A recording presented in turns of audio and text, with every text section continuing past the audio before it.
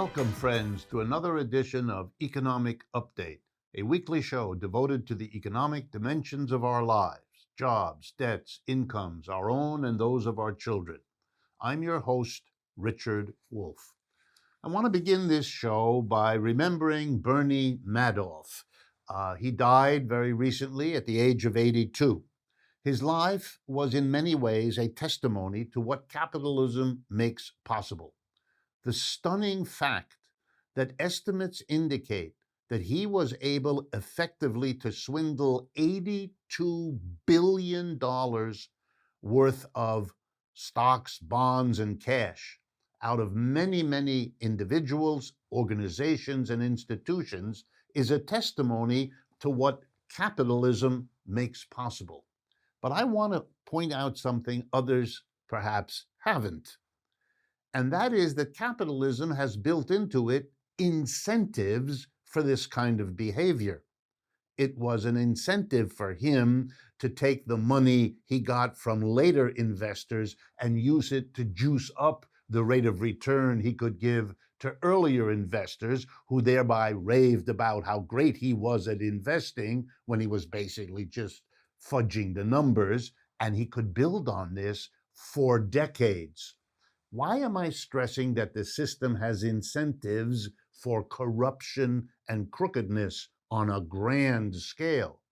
Because so many people seem to need to defend capitalism with the idea, well, whatever its flaws, it has incentives. There are rewards given to entrepreneurs who start a new business. Well, there's some truth in that. But it needs to be balanced with an understanding that this system has a set of incentives that produce disastrous results, corruptions that ruin large numbers of people, that misallocate huge amounts of resources that could have and should have gone somewhere else. Every system has a mixture of incentives, good and bad. And if you want to compare capitalism to socialism, for example, you'd have to compare what the incentives, good and bad, are for each system, rather than pretending that capitalism has incentives that are all charmingly positive without the negatives that the Bernie Madoff case puts right front and center. My next update has to do with some of the economics of the withdrawal of American troops from Afghanistan. President Biden has set a September date this year, pushing it back from the May date that Trump had originally proposed. And I want to talk about that. First, both the wars in Iraq and Afghanistan have been the longest wars in American history. No other wars we've engaged in were anywhere near that long. And up until now in Afghanistan, the explanation was we couldn't withdraw, we couldn't leave because certain basic conditions had to be met. Well, suddenly the conditions don't have to be met because the conditions put forward in the past haven't been met, and even the government trying to cover this up in one way or another for what it is hasn't come up with any conditions that have suddenly been met. It's just taking too long and it's time, whatever exactly that means. So now let's take a look. In the year 2000, the beginning of this century, defense spending was 2.9% of GDP. We measure defense spending as to how much of the wealth produced in this country each year is going for defense, or basically the military. 2.9% in 2000. I should remind everyone, in case you think that number is small, the United States in the year 2000 spent more on the military than the next 10 countries together did. And that 10 includes China, Russia, and the 8 other countries, all of which are allies of the United States. By 2011, it had risen to 4.5%. That's a 50% increase in the proportion of our total output of goods and services used to fund the military. And even in 2021, it's back down to only 3.4%, which is a lot more than what it was as a burden on the wealth of this country back in the year 2000. So military spending has gone way up and has not come way, way down. Well, Who are the winners and losers in this war? It would be hard to argue that the winners are those who died, or those who were wounded, or those civilians who lost their lives. And it didn't do much for America's geopolitical position. The Taliban, according to all information that I have, is still dominant in the countryside. Only the cities are precarious, and it's not clear what will happen there once the United States leave. All the other so-called coalition countries have announced they're leaving also. So we'll see what happens.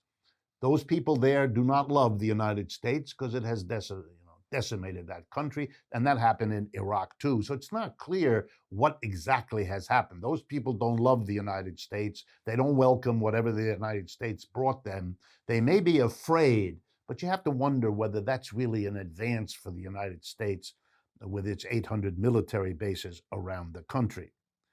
There was one clear winner: the defense industry. They were able to sell into this storm endless amounts of ammunition and guns and planes and missiles and you name it. And I want you to think about that. They were unambiguous winners. Everything else is either a loser or a winner in quotation marks with lots of ambiguity. And perhaps the most frightening is the show now of a new Cold War with China, which of course is already being used to justify more military spending.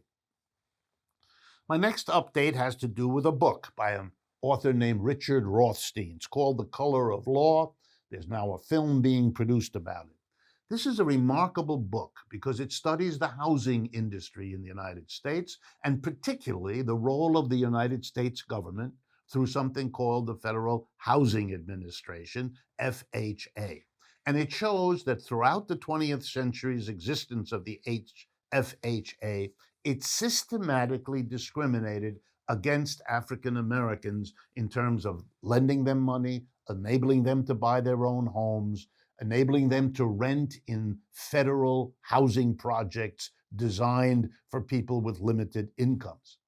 And what Rothstein does, besides showing from the memos, and by the way, this was all open. It was said in instructions to lower levels of the FHA, do not allow non-whites to enter these projects, do not make loans to non-whites.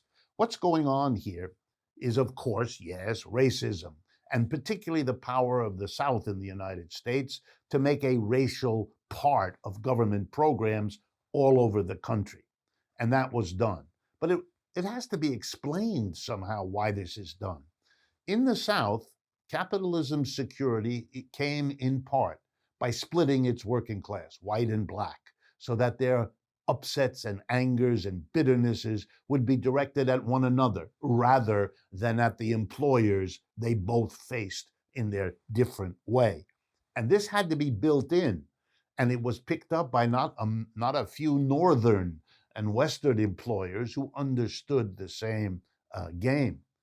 Black institutions and black social movements weren't strong enough in those days to fight this very effectively. They tried, but it didn't work real well. The government was interested in saving money because of the usual fear of taxing, so not giving help to African Americans made the program cheaper than it otherwise could be. You could put it all together, but it's important to understand that the private sector was the cause and the government policy was the result, which reinforced the cause in a vicious cycle that separated the experience of African Americans and whites over the last century.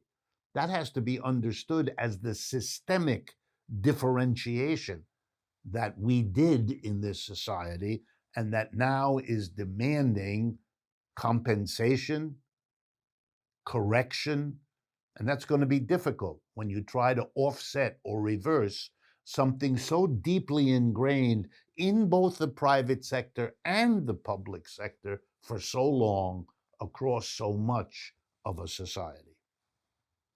The last economic update we'll have time for today is my response to something I'm hearing more and more often: a defense of capitalism which I understand has to be articulated today when a majority of young people keep answering public opinion polls that they prefer socialism to capitalism, including Gallup's polls.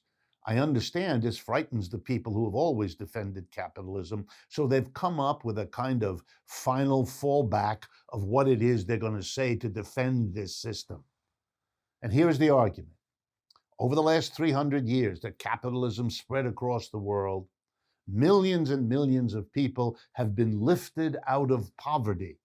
That is, if we count people below living on $1 or $2 or $3 a day, and by the way, those are the benchmarks that are being used, well, millions of people are not in as bad shape today as they were 100, 200, or 300 years ago. The argument that's made this way is intended to convey an interesting idea that it is capitalism that lifted them up, and that therefore we should be grateful, with all of capitalism's flaw, that it did this good thing for the world's poor. All right, let me respond on several levels. Number one, if you separate out China from the rest of the world, the numbers don't look anywhere near so large. Why? Because the Chinese, with their enormous population, the most populous country on this planet, they're the ones who rose the most. And that wasn't capitalism that did that. That was the Communist Party of China in the revolution of 1949. Before that, China was one of the poorest countries on this earth. And if you are interested in it, go get the novels of a writer named Pearl Buck. She wrote eloquently about the conditions in China where she lived, and you can understand something about Chinese poverty then. The Communist Party revolution in 1949 changed all of that. They built a new society with a new infrastructure. They did everything. Yes, in the 1980s, they welcomed private capitalism. But the attempt to suggest that the only reason China helped the poor was what it did with private capitalism tends to ignore that the Communist Party was and remains in charge, that there are many parts of industry owned and operated by the government. It's not the capitalism that we normally speak about. But there's an even more important reason not to accept this defense. Most of the advance of poor people was not done as a gift from capitalism.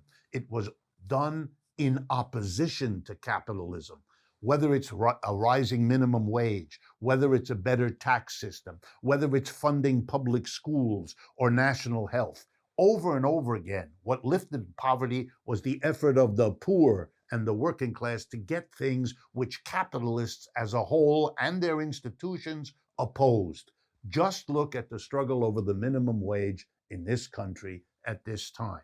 It's bizarre for the defenders of capitalism to give credit to the capitalists that always opposed and do not even account for the alleviation of poverty. We've come to the end of the first part of today's show. Before we get to the second half, I want to remind you, our new book, The Sickness is the System, When Capitalism Fails to Save Us from Pandemics or Itself, is available at democracyatwork.info/books. I also want to thank our Patreon community for their ongoing and invaluable support. If you haven't already, please go to patreon.com/economic update to learn more about how you can get involved. Please stay with us. We will be right back with today's guest, Professor Nina Banks.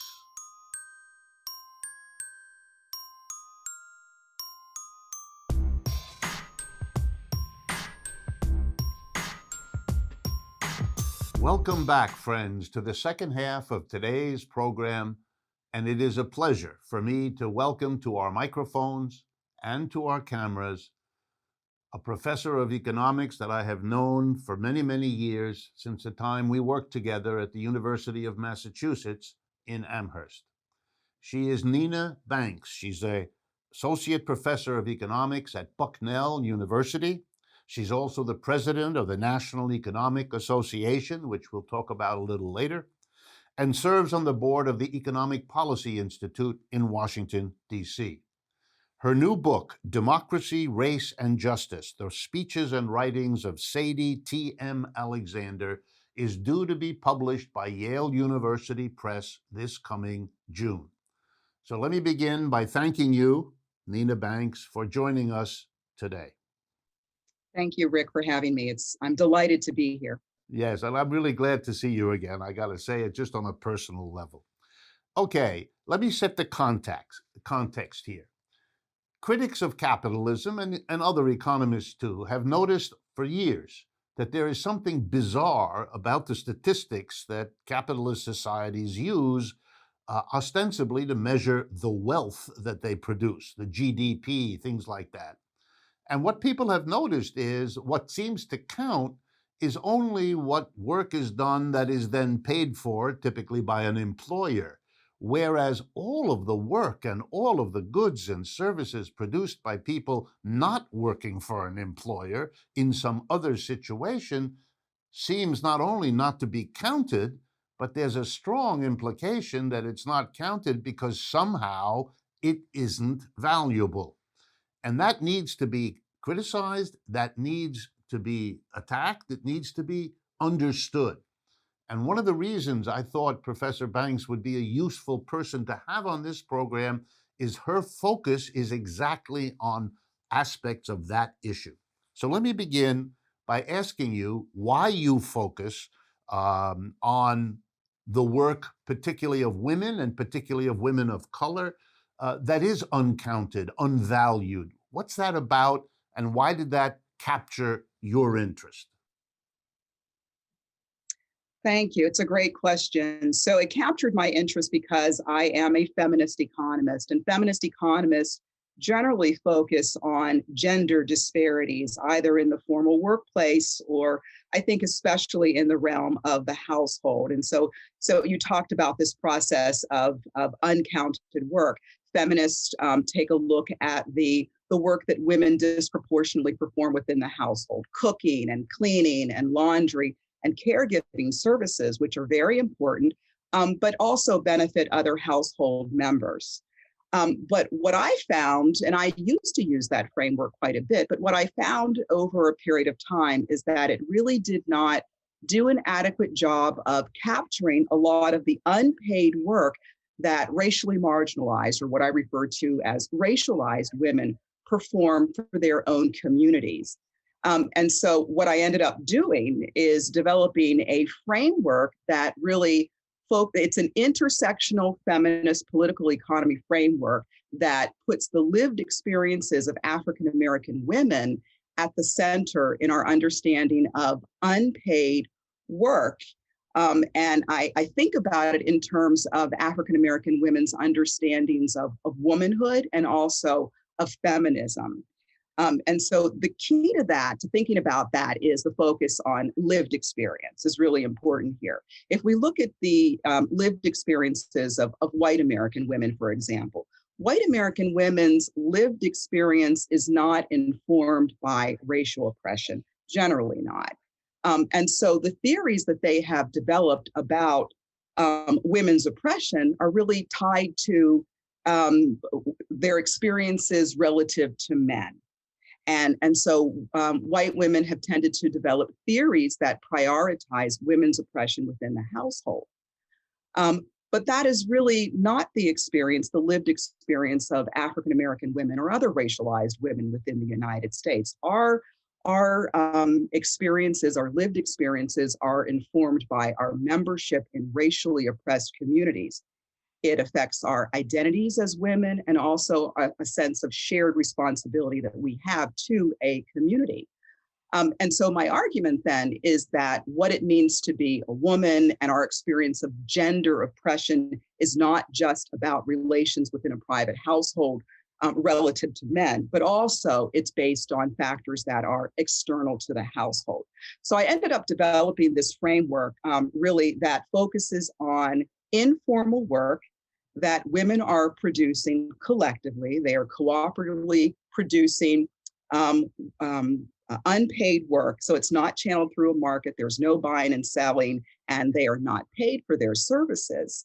And typically when we think about these activities, we think about that as political and not so much economic. And my argument is that there is a lot of work, a lot of unpaid work that goes into all of those activities, and that we, as you said, we should count it, we should look at it and quantify it because it has enormous benefits to the community. Could you give us a few examples, just so it becomes a bit more concrete, the kinds of things you're trying to understand, value, and so on? Yeah, there is a long history of this, right? And I go back in my analysis to the late 19th, early 20th century. And much of the work that I look at developed in response to Jim Crow racial segregation. So the work that I talk about is women organizing collectively in response to threats and harms and unmet needs to the community. So by the 19th century, Southern states instituted Jim Crow laws that, by the late 19th century, Jim Crow laws that disenfranchised Black men, but that also segregated facilities, segregated schools, for example. Black children and white children went to separate schools, and Black schools received less funding. Teachers had lower salaries. Public accommodations were also racially segregated, and private industries also were able to exclude African Americans. So what happened is the African American community responded to this racial exclusion through self-help initiatives. And Black women were always instrumental in that process. In the early 20th century, Black women referred to this as racial uplift, or sometimes as racial betterment. But again, my argument is that we really should be thinking about that as constituting unpaid work. Lots of examples, but I want to place an emphasis on the fact that these are activities that have not been theorized as work and often not recognized as work. So they're largely unseen. One example that I talk about in the article in the Review of Black Political Economy is the Atlanta Neighborhood Union, which formed in 1908. And so a group of African American women came together in order to meet the needs of this growing, impoverished population in their city. White city officials weren't responding to their needs. And so a group of African American women took it upon themselves to really conduct a needs assessment of the community. And so they uncovered tremendous needs with respect to health care and education and recreation. And so then they engaged in fundraising activities, and then they went about founding those various organizations. So that's a good example. There are examples from the Great Depression, which of course affected African Americans much more severely than it affected white Americans in terms of job loss and also in terms of shutdowns of small businesses. So African Americans in the AKA sorority, for example, went into the Mississippi Delta and observed that Black people who lived in rural communities there were very much in need of healthcare services. Racial segregation meant that African Americans weren't able to access the local hospitals, and they had to travel large distances in order to obtain healthcare services. So the AKA set up a mobile medical health unit. They sent, teams of doctors into the Mississippi Delta to provide health services to impoverished African Americans through immunizations and health screenings and health information. That's an example. Another very recent example that I learned about just a few weeks ago is the case of a group of African American women in Delaware who banded together over a period of time. Their association was called the Association for, or the Coalition for Education Reform. And what they noticed and documented is that over about a 10-year period, the school district was dumping Black children, primarily Black boys, into a special needs program. And so the women came together to challenge that and to document it. So that's a really recent example. And finally, they were able to get a lawyer to look into the dumping of Black boys and Black children into the special needs program. So those are some of the examples that come to mind. And I think another really important recent example would be the environmental justice movement. That's also an area where Black women have been very, very active in coming together collectively to challenge various racial harms and disparities to the community around unwanted land uses.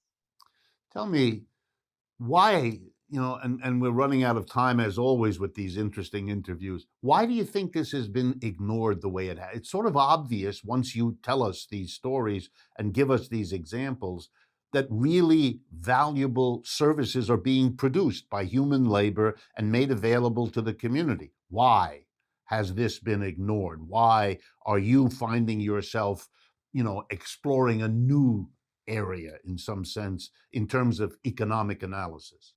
Yeah, I think that's the $1 million question, right? Because I think that it I think it's complicated. I think that on the one hand, that African American women who engage in these activities tend to think of it as services. But I think the other part of it is that there tends to be a devaluation of work that African American women perform for their own communities and for their own families. And so I think that that also is part of the reason why there has been an erasure of this work or that it's been unseen. Yeah, I think it fits into the very way that capitalism in this country has systematically, culturally devalued the working class, white and Black, and this is a particular way to do that for the Black community and so on. Okay, and Well, a little. it's important here. I think what you just mentioned is also significant because the value that is placed on women's work varies according to race. Right. Right. And so the example that I often give is the case of a middle class white woman who is a homemaker. Although she is doing work that does not have much value because it doesn't have a market value attached to it, she's socially valued as a caregiver, as a homemaker. But a Black woman has never been valued as a mother in our society, and certainly a poor Black woman who wanted to be a stay-at-home mom and receive support from the state would be devalued for that choice. If not demonized socially as well. Absolutely.